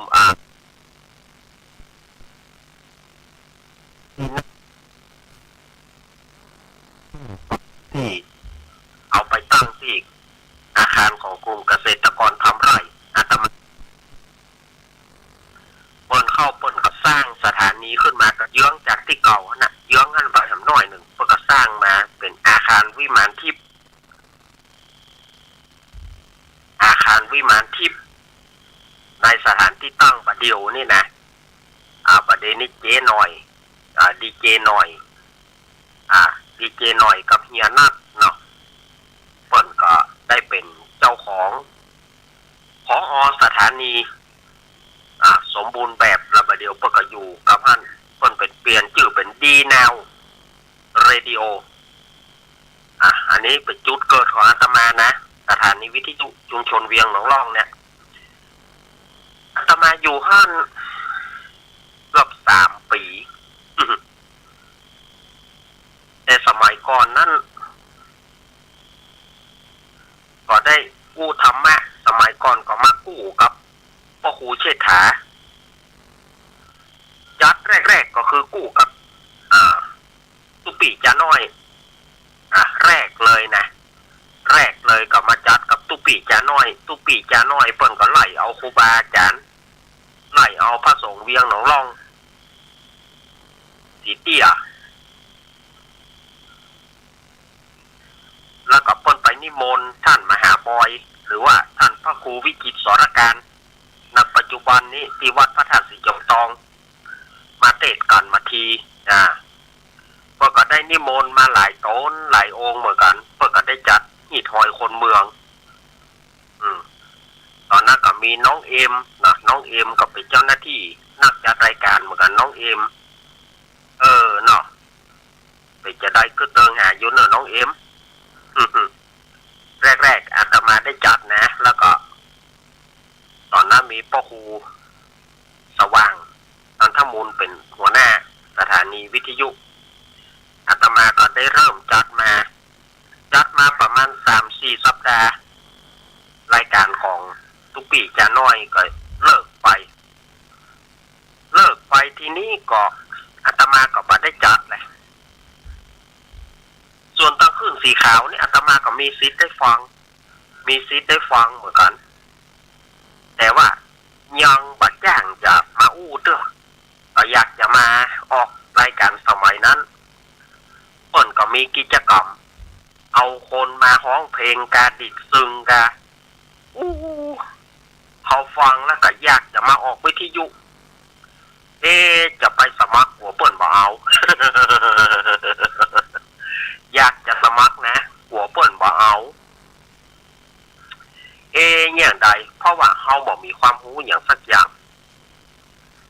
นี้ขอเปิดใจนะวันนี้ขอเปิดใจเปิดไมค์อู้กับสถาญาติโยมนะเปิดใจเปิดไมค์อู้สถาญาติโยมว่าที่มาที่ไปของอาตมาเนี่ยเป็นอย่างไรวันนี้ขอเปิดไมค์เปิดใจกับเราบางพ่องก็หูจักอาตมาบางพ่องก็บอกหูจักในก็เปิดไมค์เปิดใจเปิดให้มันหันกว้างๆเลยเปิดให้มันหันกว้างๆเนาะอาตมาภาพนี้มีชื่อเดิมรักปัญโยนันท์บ้านตันเมืองตำบลหนองล่องเดิมทีนั่นเป็นอำเภอป่าซางจังหวัดลำพูนเนาะในบัตรในบัตรสมโนครัวเก่านะชื่อเดิมของอาตมาเนี่ยรักปัญโยนันท์เป็นลูกพ่อสุกแม่บางพี่น้อง5 คนพี่น้องอาตมา5 คนอาตมาเป็นคนสุดท้องคนที่5 คนที่5ป่านเดี๋ยวนี้พ่อก็เสียไปละพ่อเสียไป28 ปีละแม่เสียไปยังมาถึงปีเลยอาตมาก็เริ่มเข้าสู่วงการอาตมาบรรพชาอาตมานุ่งขาวห่มขาวมา8 ปีตั้งแต่ 2529 มาจนถึง 2536 อาตมาก็นุ่งขาวห่มขาวมาเป็นเวลา8 ปีแล้วพออาตมาเข้าบรรพชาเป็นสามเณรวันที่15 พฤศจิกายน 36อาตมาเริ่มเป็นสามเณรอายุ25เป็นเจ้าเพศพอดีแล้วก็เป็นปลายเป็นเจ้าเพศอายุ25ปลายอาตมาก็ได้มาบวชเป็นสามเณรแต่ก่อนอาตมาก็เริ่มไต่เต้ามาเริ่มจากการเทศธรรมมาเทศยุจกกุมารบันเทศอยู่2 ผูกเนี่ยสถาญาติโยมเทศยุจกชูโชคกุมารบันเทศชูโชคกับกุมารบันชีวิตอาตมาเทศมาก็ล้มเหลวพ่องบางคนเพิ่นก็บ่ยอมรับบางคนเพิ่นก็บอกบางคนเอาไปแล้วก็เอาคนตาดีบ่เอาคนตาบอดบางทีมันก็เจ็บใจเหมือนกันบางทีมันก็บ่อยากเทศนะแต่ฮับนิมนต์ของเจ้าภาพปัจจัยเจ้าภาพว่านะอันนี้เป็นคนทางนอกเพิ่นก็ว่ามาวิพากษ์วิจารณ์มาคนตาบอดมันจะได้วะมันจะได้ก็เปิ้นวะมันกันแนกันมาเขาก็อดเอาเทศไปมันก็เริ่มมีคนนิยมขึ้นมาก่อนนิมนต์ไปเทศท่านเทศนี่งานนี้แต่อาตมาไปเจองานหนึ่งบอกชื่อบ้านเปิ้นนะมันจะเสียหายบ้านเปิ้นอันนั้นมันความผิดพลาดมีที่พ่ออาจารย์ความผิดพลาดมันมีที่พ่ออาจารย์อันนี้เขาอาตมาฟื้นคิงมาฟื้นความจำมานะประมาณ20 ปีเนี่ยที่ผ่านมาอาตมาได้ไปเทศที่1งานขาวดำบอกว่าไปแล้วเนาะพ่ออาจารย์เปิ้นก็บาอาราธนาธรรมเปิ้นบาอาราธนาธรรมให้เขาที่นี่การที่เขาจะขึ้นเทศจะต้องมีผู้อาราธนาแต่พ่ออาจารย์น่ะความจริงเปิ้นก็หูละเปิ้นก็คุ้นเคยอาตมามาเป็นอย่างดีตามผู้เตื้อเปิ้นก็บ่เคยผิดพลาดแต่วันนั้นบอกว่าเปิ้นจะแกล้งหรือไม่อาตมาก็ไม่สามารถจะรู้ได้ว่าเปิ้นจะแกล้งเขาก็ความจริงไปทุกครั้งเปิ้นบ่เคยทำอย่างนี้ไปทุกครั้งขึ้นธรรมะแล้วเปิ้นจะต้องอาราธนาธรรมเขาก็จะเทศแต่วันนั้นเป็นเพราะเหตุใดก็บ่ฮู้เปิ้นบ่อาราธนาธรรมเอาละเจ้าบ้านก็มีการซุบซิบนินทากันขึ้นมาแล้วมันตัดหน้าปองบนเฮือนเพื่อสูงแล้วพอ ดีมันสถามันอยู่ต้านหน้าปองเนาะเอาล่ะบาได้แล้วก็แม่ว่าได้ก็ว่าซื้อเกิดเด็กเฮาก็รอปู่จานน่ะปู่จานนี่ปานางเยกะละมังเยกะสายยังปู่จานมันก็บอกว่าอย่างไรเฮาวันก็แปลกใจเนาะทีนี้บอกว่ามีคนไปจีอ้ายเฮาอ้ายเฮาไปส่ง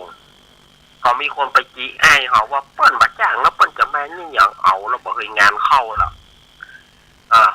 เอาปกเป็นพิษที่ปู่จานมื้อนะปู่จานบ่ยอมมาราธนาธรรมบ่ฮู้ว่าเนี่ยหยังเหตุใดก็บ่ฮู้ทีนี้อ้ายก็มาก็ยอมมาเทศก็ไปเทศได้ก็ป้อจานเปิ้นบาราธนาปู่จานมันก็แต่เหรอแต่ผมก็ลืมบอดเขาอย่าเขาที่ปู่จานก็เล่าเฮานะมันจะมาเนี่ยเนี่ยอย่ามันบ่ได้แล้วมันจะมาอย่างสื่อคือเด็กก็มันมีที่อย่างเปิ้นเจินเนาะอย่างสมมติว่าเปิ้นเจินร่างเจ้าทรงเนี่ยเปิ้นยังมีตั้งเข้าเนาะเปิ้นยังมีตั้งเข้าเป็นคนเจินกันแน่แล้วเฮาเนี่ยตามกูเตือนเฮาไปเฮาบ่เคยผิดพลาดพ่อจานคนนี้เปิ้นก็น่าจะหูว่าตามกูเตือนเปิ้นก็บ่น่าผิดพลาดแต่วันนั้นเปิ้นไปผิดพลาดอย่างใดก็บ่ฮู้หรือว่าจะแกล้งเฮาก็บ่ฮู้แกล้งเฮาคือเฮาเสียหน้าก็เฮาก็บ่อาจจะฮู้ได้ตอนนั้นก็พ่อจานบาราธนาลูกจะเตะได้อย่างใดแกก็แต่กันเนาะเพื่อแกก็มาราธนาธรรมเสียเวลาไปโอ้กี่นาทีเขาก็บ่จ้างเอาหน้าไปไว้ไหนเขาก็จำเป็นได้เตะไปแล้วเขาก็ปั่นปอนแล้วเขาต้องบอกปูนบอกฮับละมัน หดอะไรแต่อยากไปปอวันผู้ซึ่งเป็นญาติกันเนี่ยซึ่งเป็นญาติกันที่เปิ้นอยู่บ้านนั้นน่ะพวกก็มาถามว่าเป็นหยังถึงประเทศเขาก็เลยอธิบายไปว่ามันความผิดพลาดเนี่ยมันเป็นพ่ออาจารย์เปิ้นบ่อาราธนาธรรมเขาก็รอเปิ้นอยู่เพราะว่ากูเตือนเนี่ยเปิ้นตึงหูของเปิ้นพ่ออาจารย์เปิ้นตึงอาราธนาธรรมของเปิ้นเวลาเขาขึ้นธรรมะปุ๊บได้เวลาเปิ้นก็อาราธนาธรรมแต่นี่เปิ้นบ่ยอมอาราธนาธรรมเขาก็เตะบ่ได้เปิ้นบ่อาราธนาเปิ้นบ่อัญเชิญธรรมเขาก็เตะบ่ได้อย่างอี้เขาก็เลยอธิบายเปิ้นไปเนี่ยสถานญาติโยมว่าอาตมาก็เคยเสียหน้ามาหลายครั้งแล้วก็เคยชื่อเสียงอาตมานี่ก็บ่จะว่าดีชื่อเสียงเน่ามาก็มีคนเอาไปเล่าอาตมานี่เป็นคนบาดดีเป็นคนที่ใส่เสียอย่างอั้นอย่างอี้นะอาตมาเจอมานักในสถานญาติโยมเปิ้นเอาชื่อเสียงอาตมาไปเน่าไปเสียมามีคนไปเล่าจนพอมีคนติดต่ออาตมาเลยอาตมาอัพงานไปได้เจ้าบอกมีคนต่อว่าต่อขานว่าอาตมาเป็นคนบาดดีอาตมาก็เจอนะปัญหาต่างๆเนี่ยอาตมาก็เจอ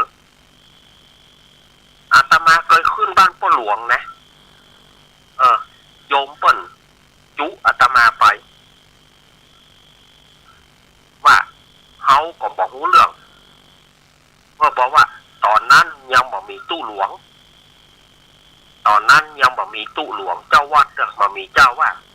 ตอนนั้นขาดว่างเจ้าว่าอาตมาก็รักษาการเจ้าว่าไปพักหนึ่งมีวันหนึ่งเปิ้นคือผู้ช่วยเปิ้นมาขอนิมนต์ไปเปิดประชุมบ้านพ่อหลวงกำผู้ช่วยก็บอกชื่อนะบ่ยอมบอกชื่อนะก็ขอไปเปิดประชุมกับอย่างประชุมอย่างกับบ้านพ่อหลวงเนี่ยเมื่อพ่อหลวงนั้นประชุมท่านไปพอเฮาไปแล้วปรากฏว่าคนเฒ่าคนแก่ร่วมกัน โยมเตอะมันเหลือหมาลุ่มจอนกันเฮาลงรถย่ำตันอย่างเตอะลุ่มใส่เฮาลุกหาว่าเฮาขัดขวางว่าเฮ้เอาตู้เจ้าตนใหม่มาลุ่มกันด่าขึ้นบ้านแก่เอาล่ะอย่างใดประเดี๋ยวนี้เฮาตายละเฮาโดนหลุมพราง โดนหลุมพรางผู้ช่วยจุเฮาว่ามาเปิดประชุมเฮาก็แปลกใจว่ากับบ้านพ่อหลวงยังเมื่อพ่อหลวงเปิดหรือเพิ่นขอนิมนต์ท่านไปคนเฒ่าคนแก่ลุ่มกันแด่เฮาว่าเฮาค่อยเป็นใหญ่ลุ่มว่าเฮาค่อยเป็นใหญ่ค่อยเป็นตู้หลวงคัดขวางบางคนว่าเลยตาบ้านบอดห้าบอกเอาเนอะคนตาบอดมานำทางสะพองสอนกำสอนอย่างมันนำสุแม่เนอะสถานญาติโยมเข้าหูขี้ฮะนี่โอ๊ะอันอย่างใดกันนี่ด่าลุบอาตมาบัดได้ตั้งตัวอาตมาก็ขอยกมือกำเดียวกันเนาะอาตมาขออู้กำเดียวว่าอาตมามีเรื่องผิดอย่าง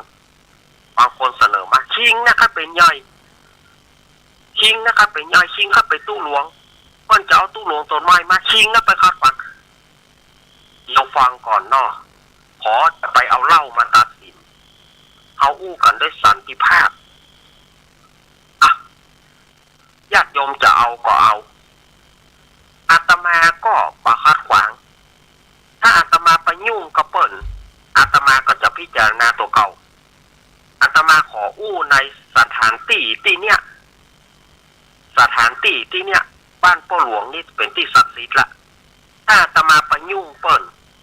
อาตมาจะพิจารณาตัวเก่าแล้วก็ขอให้บาปกรรมเนี่ยลงโทษอาตมาโดยที่อาตมาก็ไม่รู้เรื่องแล้วอาตมาก็ปิกอาตมาก็เลยถามผู้ช่วยผู้นั้นว่าผู้ช่วยมีอย่างยังบอกซื่อๆเนี่ยอย่างถึงต้องจุกันไปมีอย่างยังบอกเขาดีๆมันก็อะเดี๋ยวเขาหู้กรรมกันเขาหู้กรรมกันอาตมาก็แล้วตู้เจ้าตัวนั้นมาปกติว่าต่อขานอาตมาต่างๆนานานั่นนะดูถูกว่าที่อาจารย์บอดนั่นไม่ไหนดูถูกดูหมิ่นอาตมาก็อดอยู่วันดีคืนดีถามเตะปากอาตมาก็ยังมีแล้วมาก็อดเพราะบ่อยากจะให้มีเรื่องนั้นนะเพราะว่าได้สัญญากับว่าบ่ให้มีเรื่องในที่สุดเขาก็แพ้ภัยตัวเก่าเขาก็หนีไปเองอัตโนมัติเจ้าบ้านเขาหูอาตมาเมื่อรูนมากลับมาขอโทษอาตมาก็บอกว่าจะไปขอโทษเนี่ยได้แถมมันต้องมาขอโทษละอาตมาก็บ่ได้ผิดแล้วไผ่ก็บ่ได้ตายกันสักคนอาตมาก็บ่ตายเด้อโยมก็บ่ตายเด้ออาตมาก็ยังรักษาการเจ้าวาดมาแถมครั้งหนึ่งแต่อาตมาบ่รับตำแหน่งเขาก็คำขอนมาเหมือนกันนะว่าขอให้รักษาการเจ้าวาดอาตมาจะช่วยดูแลตาอันพระเจ้าขอนมาหาอาตมาพอได้เจ้าวาดอาตมาก็บ่ยุ่งอันนี้ในชีวิตที่อาตมาต้องคดีอาตมาต้องคดีต้องมีเรื่องมีราวขึ้นบ้านแก่บ้านแขวนอาตมาก็เจอมามันเรื่องบ่เป็นเรื่องอาตมาก็อดทนมาจนมาถึง 2550ตุกติกาน้อยประมาณนิมนต์อาตมาไปเข้าสถานีอันนี้แหวงมานะจักแม่แหลมตัง5ตัง6กันนะแล้วก็ปิดเข้ามาเรื่องสถานีอาตมาภาพก็ปัดจ้างอาตมาต้องบอกว่าอาตมาปัดจ้างตุปีจาน้อยก็ขอนิมนต์นิมนต์นี่อย่างใดจะเตะอย่างใดบ่เคยออกวิทยุกำเตื้อถ้าเป็นยาบเดียวนี่นะบอกหัวลูกแต่สมัยนั้นอาตมาตึงบัดจ้างวิทยุไปกับป อู้อะเนาะมีผ้าจีวรตึงผืนนะเปิดแอร์จนเย็นวนๆเปิดแอร์วนๆกับฮ้อนเพราะมันอู้บัดจ้าเอาเข้าก็กล้วยพัฒนาไปรายการพิจารณาเลิกไปได้ประมาณ6 เดือน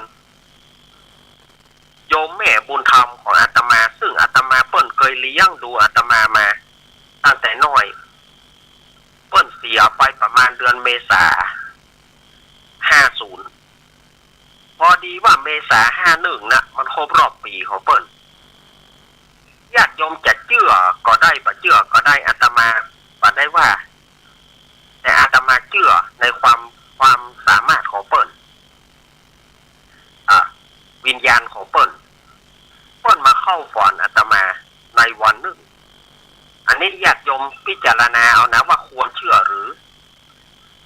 เปิ้นมาเข้าฝันอาตมาว่าพระยังบอกไปออกพายุเปิ้นอู้ไปกำเมืองกันเนาะยังบอกไปออกพายุ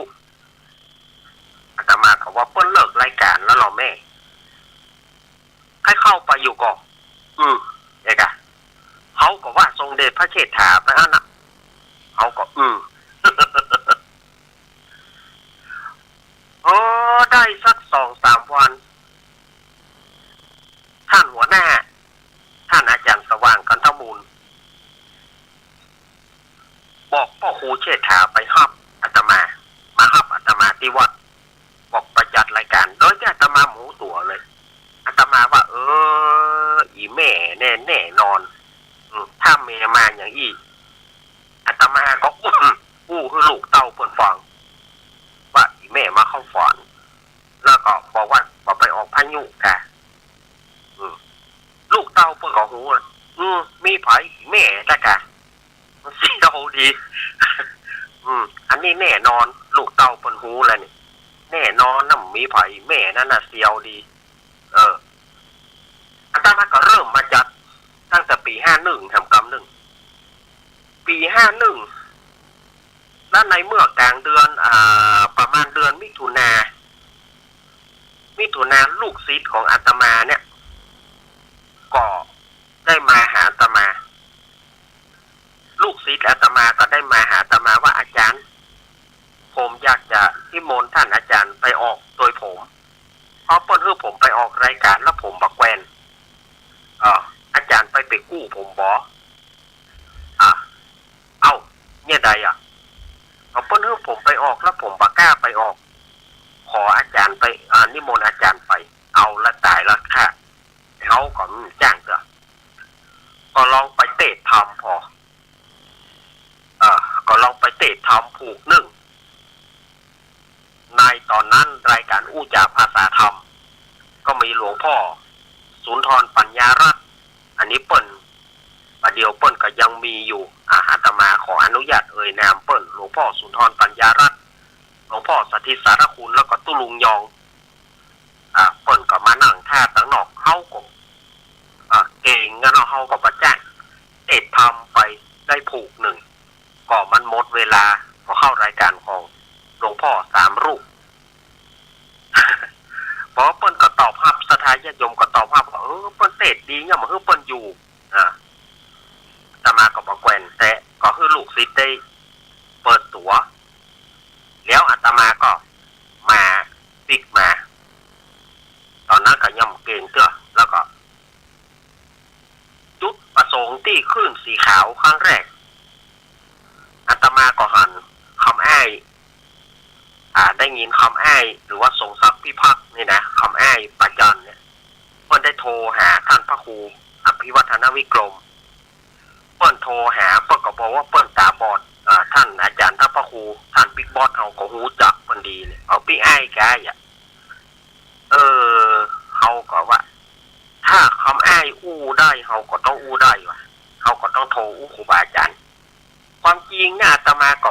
ปลอมตัวเหมือนกันนะปลอมตัวสมัยนั้นก็ขอเพลงกับลุงแหนนพ่องเนี่ยปลอมลุงแหนนนี่จะหูดีนี่ลุงแหนนอาคมนี่นะจะหูดีถ้าชื่อหนุ่มผู้อาภัพสมัยก่อนๆเนาะก็ ก็คือตัวอาตมาเองนั่นแหละหนุ่มผู้อาภัพก็มีคนมาถามนะเจ้าหน้าที่ทุกสถานีถ้าอาตมาโทรไปเนี่ยอาภัพอันยังอาภัพยังบอกได้ก่อนบอกว่าได้สงวนสงวนไว้ซึ่งบอกไปจนถึงกระทั่งว่าวันหนึ่งเปิ้นอู้จาภาษาธรรมครูบาอาจารย์ก็มาหลายรูปและอาตมาก็มีโอกาสโทรเข้าไปทีนี้ท่านบิ๊กบอสเขาก็ถามว่ามีอาชีพอะไรอย่างผมเป็นคนตาบอดครับตาบอดแล้วอยู่ที่ไหนอยู่อย่างไรก็เลยบอกเปิ้นว่าผมเป็นเนนครับผมเป็นสามเณรทีนี้เปิ้นก็บอกว่าลองเทศทำได้ก่อนผมก็บอกอาตมาก็บอกว่าได้แล้วก็ลองวายออกวิทยุนะ ทีนี้เปิ้นก็บอกว่าเปิดตัวไปทางการลองมาพอเนอะลองมาพอก็ลองขึ้นบนดอยน้อยพุ่นนะสมัยก่อนเนาะรถก็หายากขึ้นบนดอยน้อยพุ่นก็ลองไปเตะจากนั้นก็เปิ้นก็บอกว่าแถมเดือนหนึ่งขึ้นมาเนอะมาเดือนต่อเดือนเตื้อหนึ่งเดือนเตื้อหนึ่งเดือนเตื้อหนึ่งอาตมาก็ไปจากเดือนเป็นอาทิตย์อาทิตย์ในมาเตื้องเอาละมันก็เริ่มรู้จักกันขึ้นมาก็ศรัทธาญาติโยมก็เริ่มรู้จักกันขึ้นมาก็จนมาถึง2553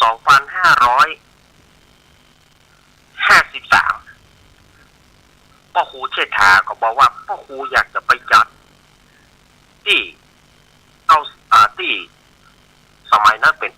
88.75 เนาะ 88.75 มาอ่านถ่ายกลุ่มเพื่อครับลุงหนานทีนี้พ่อครูก็มาทักทามอยากจะไปออกทีนี้เฮาก็มาขอกับลุงหนานว่าพอจะมีวันว่างก่อนลุงหนานว่าวันอังคาร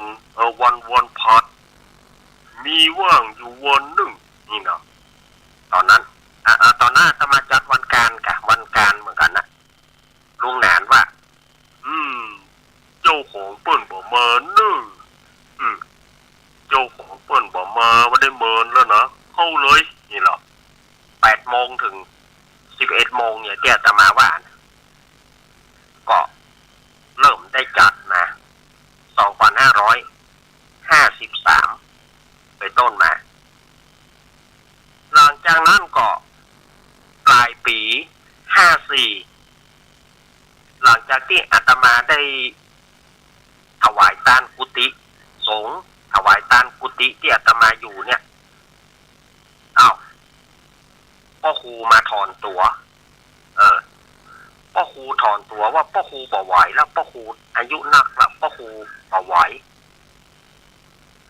พ่อครูขอลาเอาเห็นละทีนี้ท่านจะลาตัวก่อนแล้วคนมันติดรายการเฮาแล้วเฮาจะลาได้อย่างไรคนมันติดรายการอาตมาอยู่แล้วอาตมาจะละศรัทธาญาติโยมได้แกอาตมาก็เลยประคับประคองมาเอาปลามาลูกศิษย์ก่อนหนีอาตมาไปลูกศิษย์ก่อนหนีอาตมาไปทีนี้ก็เหลือไอ้เท่าคนเดียวแหละจากนั้นมาไอ้เท่าคนเดียวก็ฮับช่วงฮับมาจนถึง57เปิ้นก็มีการปฏิวัติมีการยุบสถานีตึงมนมีการปิดสถานีเบอร์มาพูดตอนนั้นมาพูดจากดีเจมาได้ครับอันนี้ผู้ไปมาปะเจก็ปี55เนาะอันนี้มาปะเจจริงๆนะปี55เนี่ยมาปะเจก็ได้ได้จากก็ตอนนั้นก็มาแทนเปิ้นนั่นนะเจว่าท่านพระครูเปิ้นมาแล้วเนอะหลวงลุงชัยวัดก็กำแขนถ้าไป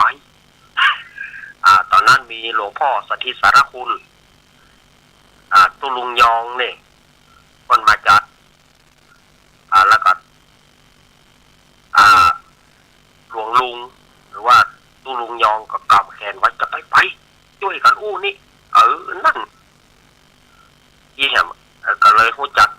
ตั้งแต่นั้นเป็นต้นมาปี55แล้วพอมาปี57นะเพิ่นก็ได้ปิดสถานีพอได้เกิดปฏิวัติรัฐประหารขึ้นพอเกิดปฏิวัติรัฐประหารขึ้นอาตมาก็เคว้งคว้างแล้วคณะก็บ่ได้จัดรายการขึ้นมาก็จนมาถึงปี58ก็ได้สถานีวิทยุร้องเครือกวาวท่านบิ๊กบอสเขาก็ไปได้ที่สถานีวิทยุร้องเครือกวาวจริงเขาอยากจะได้ 88.75 เอาคืนเหมือนกันแต่ว่าเปิ้นบ่อนุมัติเขาประชุมกันนะไม่ใช่ว่าประชุมกันแล้วประชุมกันแถมประชุมกันแล้วประชุมกันแต่เขาบ่ได้สถานีเก่าเขาบ่ได้ประชุมกันเนี่ยอาตมาไปทุกนัดประชุมกันประชุมอย่างใดกับมันบ่ได้ทีนี้ก็ไปพักอยู่ที่ร้องเครือกวาวกันกำนึงไปพักกันที่ร้องเครือกวาวทีนี้ท่านบิ๊กบอสก็บอกว่าเอาขึ้นมาเข้าเนอะร้องเครือกวาวของพ่อพีระกับแม่นางก็ปากันไปเข้าอยู่หั่นพักหนึ่งแต่ก็นั้นนะเปิ้นก็เวลาเปิ้นก็เป็นเงินเป็นทองเนาะอาตมาก็ไปจัดไปเตื้อวันเสาร์อันนั้นไปวันเสาร์ละเตื้อหนึ่งไปวันเสาร์ทีนี้ก็ไปปะกับเฟรมหรือว่าธรรมรัตน์วรรณพีระแกก็จัดคนเดียวอยู่อาตมากับพยายามดึงแกเข้ามาเอามาร่วมรายการกันเฟรมก็เข้ามาร่วมรายการแต่พอดีว่าปลายปี58นั่นน่ะ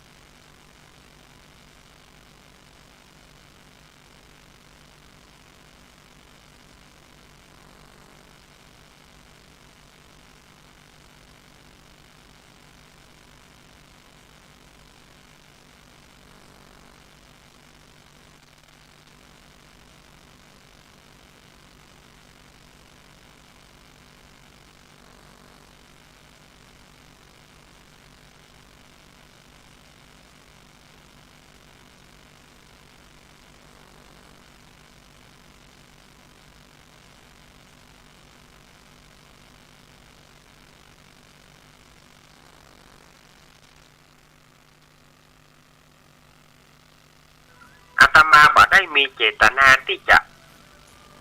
ไปหูอันนั้นอันนี้มาแม่นก็แต่ก่อนนี่อาตมาก็แต่ก่อนนี่อาตมาบอกเดี๋ยวนี่ปุ่นนะแต่ก่อนบอกเดี๋ยวคาถากันนั่นกันนี้ปุ่นนะแต่ภายหลังมาอาตมางดบอกเพราะว่ามันเป็นดาบสองคมมันเป็นดาบสองคมบางคนที่ชอบก็มาขอแต่คนที่บ่ชอบเพิ่นก็ไปฟ้องอาตมาก็เลยตัดปัญหาเลยป่าเอาละป่าบอกไปละถ้าไผใครหูก็หลังไม่เอาแต่ก่อนเนี่ยอาตมาบอกเพื่ออย่างเพื่อถ่ายทอดคือกับศรัทธาญาติโยมก่อนที่เราจะจบชีวิตลง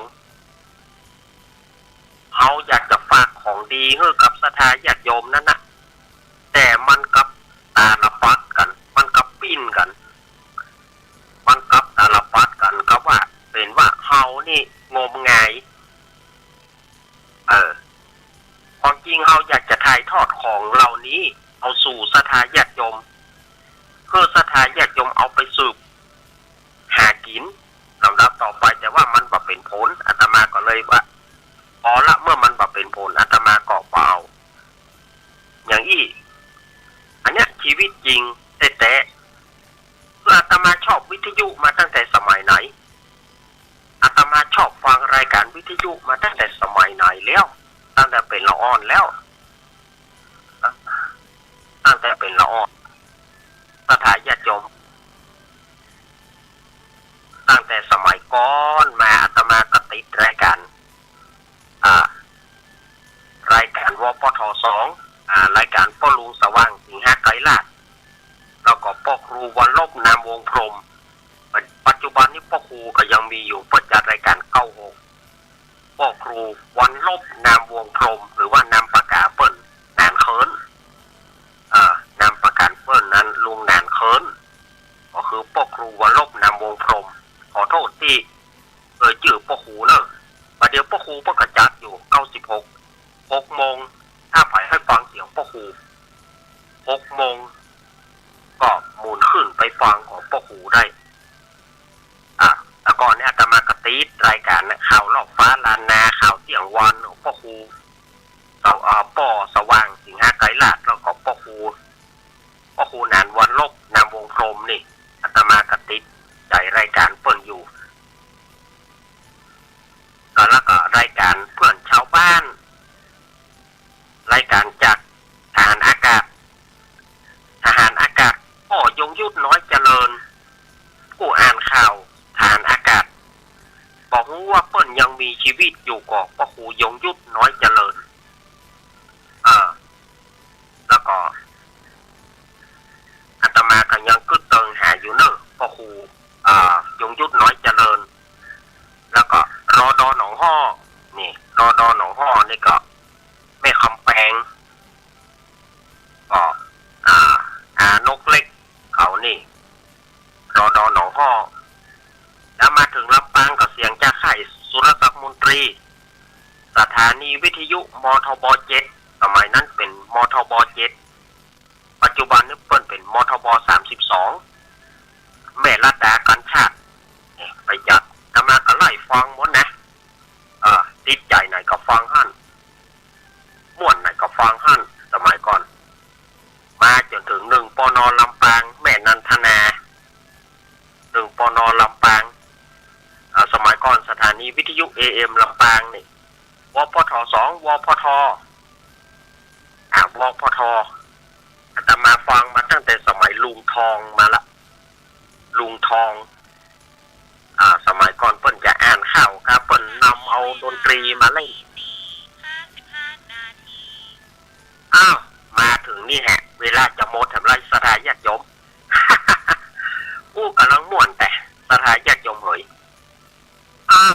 เวลาจะหมดแถมแล้วก็ต้องพักช่วงแถมแล้ว จะตี 5แล้วศรัทธาญาติโยม